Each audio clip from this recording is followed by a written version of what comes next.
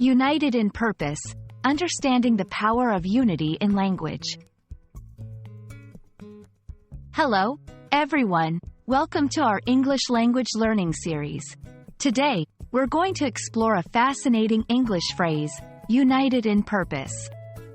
This phrase is not just about words.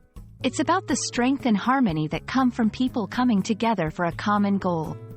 Let's dive in and understand what it really means to be united in purpose. United in purpose combines two powerful words, united in purpose.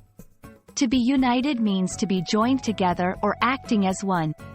Purpose, on the other hand, refers to the reason for doing something or the goal that is intended to be achieved. When we say people are united in purpose, it means they are working together, often setting aside personal interests to achieve a common goal or objective. It's about collective action and shared goals. This phrase is commonly used in various contexts.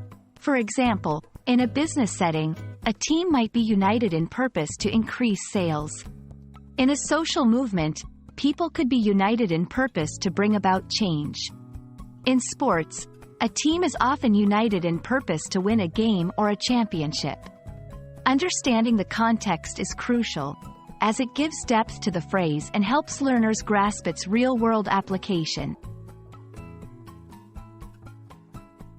Context can change the nuance of the phrase. For instance, in a positive light, being united in purpose is seen as a strength. It brings a sense of community and collaboration. However, if the purpose is negative or harmful, the phrase might carry a negative connotation.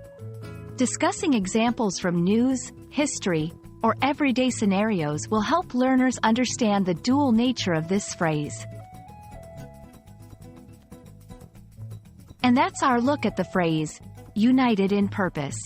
Remember, language is not just about words. It's about the ideas and values they convey. We hope this video helps you understand and use this phrase confidently in your conversations and writings. Stay curious, and happy learning!